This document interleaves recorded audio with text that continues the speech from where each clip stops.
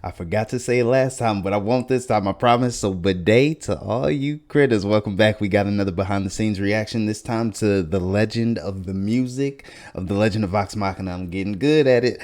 So I'm excited to get into this one. Like I said, music has always been a thing of mine that I've always loved. So I'm excited to get into this one specifically. I kind of anticipated that this would, kind of let Scanlan shine a little bit, but now that I'm thinking about it, I think it'll focus more. The trend of these videos has been a little off from what I've expected, so I think this will be more based on the score of the music. I know throughout the reactions to the episodes, to the actual series that I've watched, I commented continually on how good the score was, how much I appreciate it, and even you guys let me know that there is a score.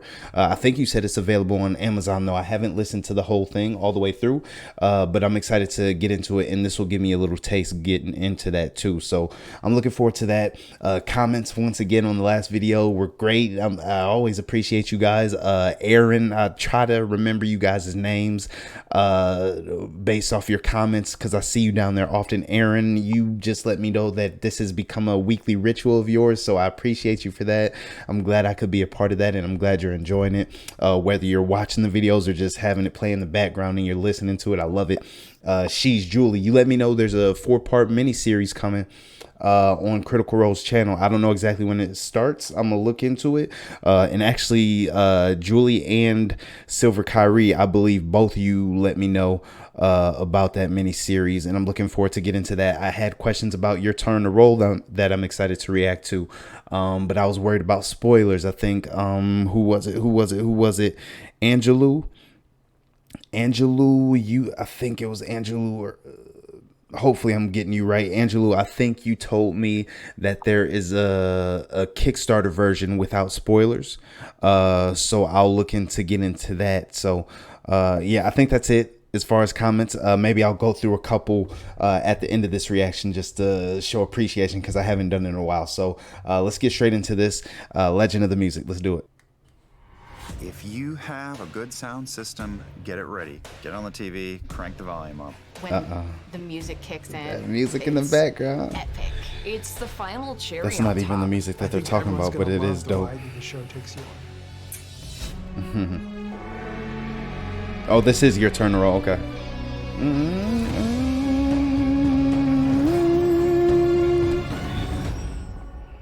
I can't wait just to like listen to seeing that. a lot of the art come out of the design teams and the background artists and the animators, hearing character themes, hearing intense moments of our story being giving its original score. It's incredible. It gives. I wonder, were these character themes part of the live stream too, or were they just made for the show? Before he signed on to the project, but it turns out I really was. You've heard Neil's music if you've ever played any of the games that he is so well known What games? for. I worked for many years on the Stargate franchise, and then at some point got an opportunity to write music for video games. I've never seen Stargate. That meant World of Warcraft. Ooh, and that okay. led to StarCraft Diablo 2, 3, Diablo that's one of my 3, favorite and games. Overwatch eventually. I've never played It's great to Overwatch work with people though. who are good at their jobs, of course, but it's even more spectacular when you can work with someone whose enthusiasm for your project makes it not your project anymore, it's our project. And Yeah. he's a true collaborator. At that point, it's not even a job for him. It's just a hobby, fun for him. Right away, I had to be involved in some way. It's the kind of project my entire career has been preparing me for. At that moment, I realized I can talk all I want about this, but the only way to really convey my enthusiasm is to do it through music. Nice. I wonder if he had any like guest appearance in the series as well, like his own character that they made for him Unbeknownst to as like a us, thank Neil, you. on his own, scored a variation of what he called sort of the Critical Role theme, bringing in elements from previous versions, but also just building the size of the sound to show what could be possible. I went all in, hired an orchestra, recorded it, sent it to Sam. Jeez, and a said, whole "This orchestra, just my that is way of crazy. saying thank you for For considering it." animated series, I don't know how common this is, to be honest. I know there's a big budget behind this, but I Hit didn't our think inbox, this and is I think common I for stood in the kitchen with series a like glass of this. water and listened to it about 37 times. It was one of the first moments where we really realized what could be possible with how we deliver this show.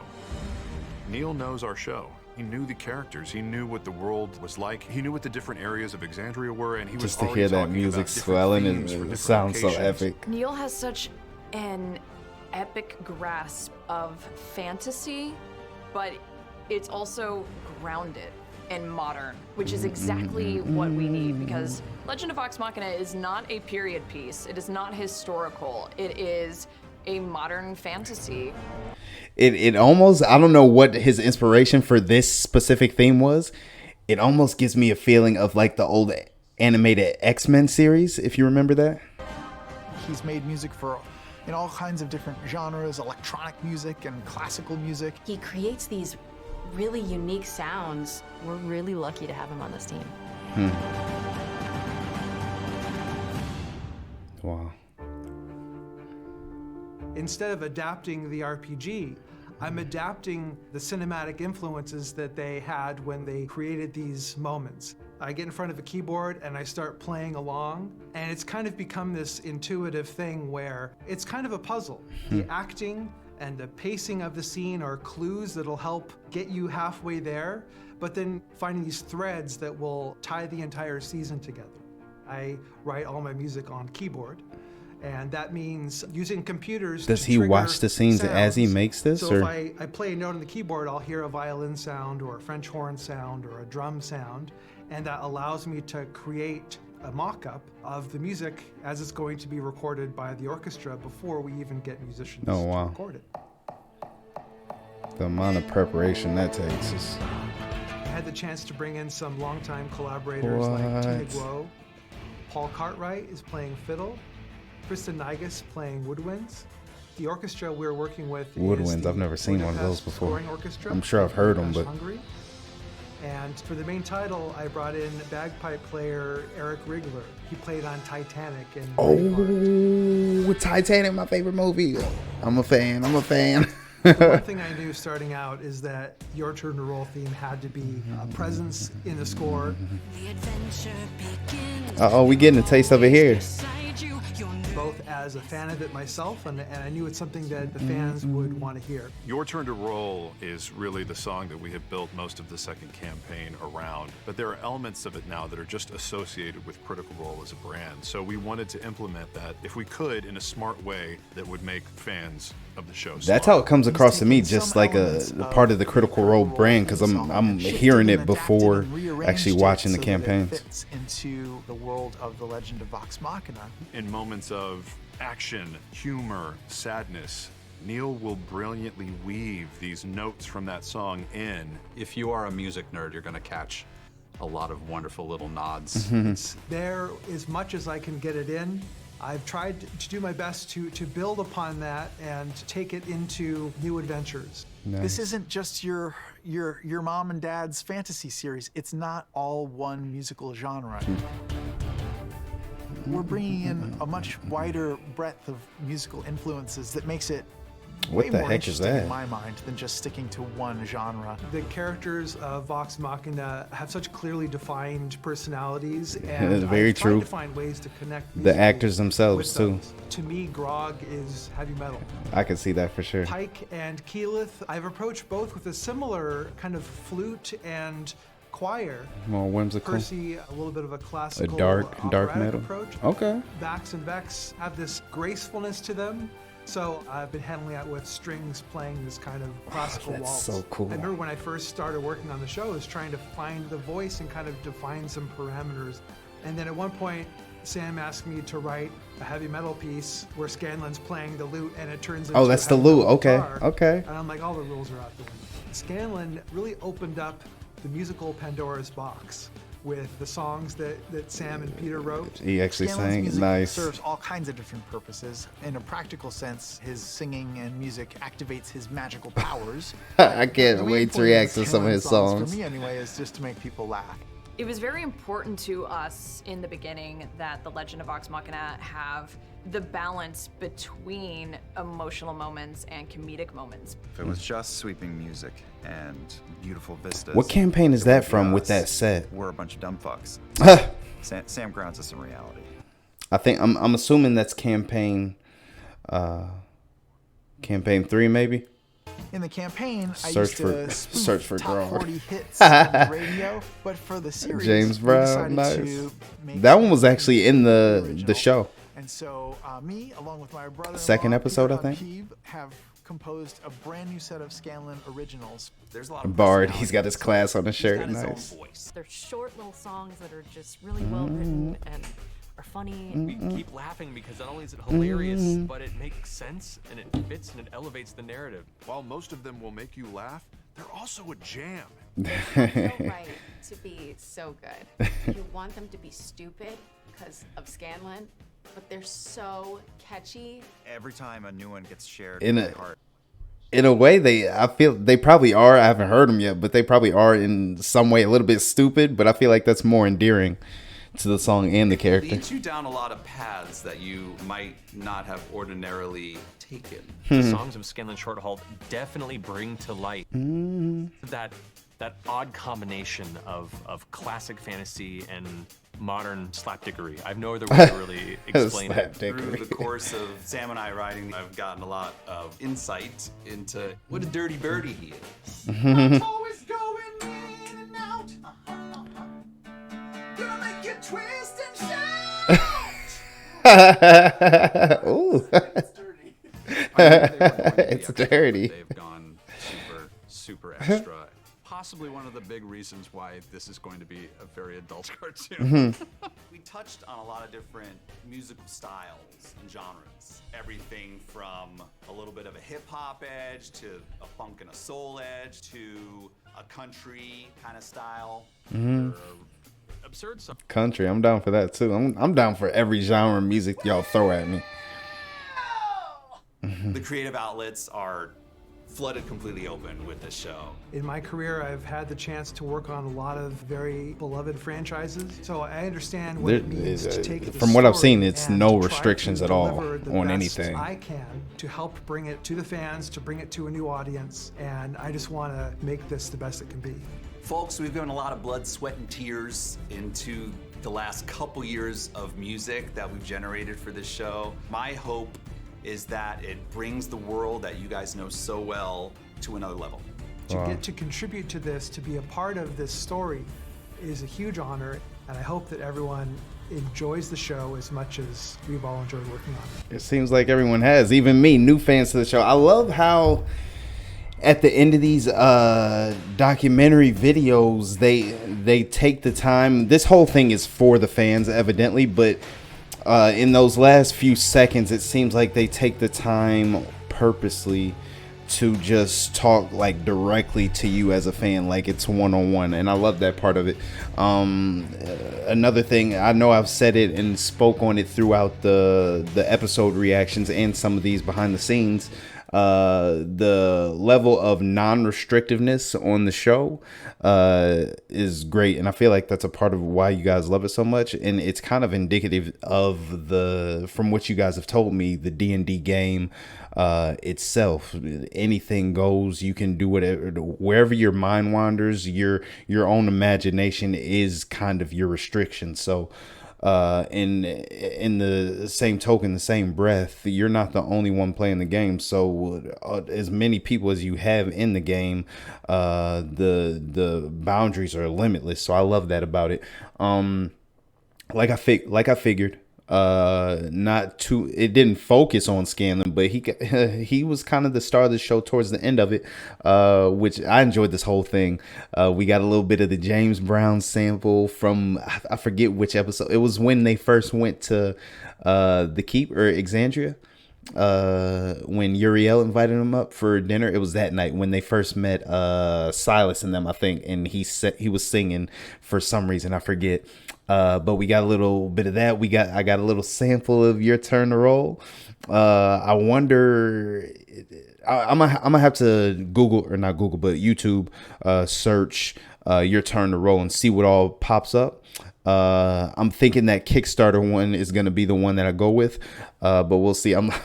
I'm looking at a thumbnail right now. It's Ashley Johnson holding her fingers. I'll put it on the screen if I can, but it's just making me laugh. I don't know what that's from. You guys will have to fill me in. But yeah, this was great. Another one.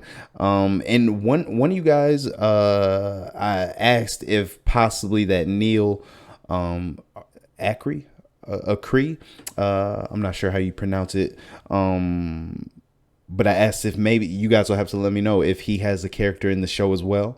I know he said a lot of different things influence, or genres to be specific, influence the song for Your Turn to Roll, or the music in general for the show.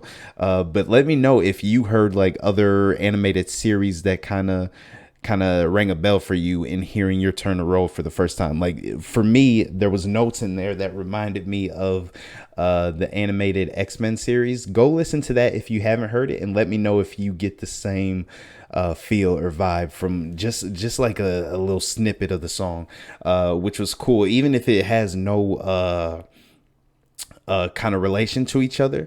Just the fact that it brings me back and makes me a little bit nostalgic when it comes to X-Men was a cool feeling. So I enjoy that. One of you guys in the comments actually let me know something about Mary. A good segue, actually. We'll get into that. I'm gonna read a few of your comments here. Actually, yeah, let me screen record it real quick.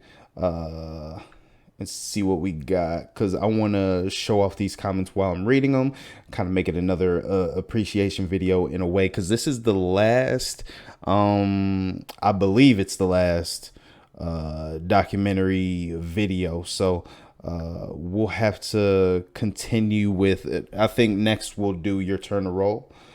So that'll be fun, but let's get into this, reading you guys' comments. Hold on, let me start my screen recorder. There we go.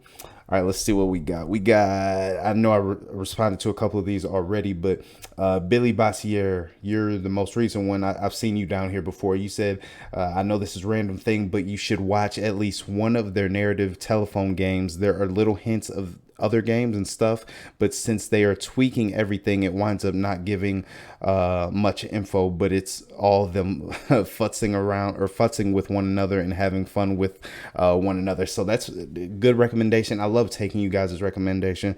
Like I said, I'm adding them to the list because some of you have said, or Piggy Bubbles, I saw you down here somewhere. Yep, we're holding off till season 2. So all this that's filling in the time or the dead space, I love it. I don't know that we'll get through all of it, but I'm looking forward to getting to what we can.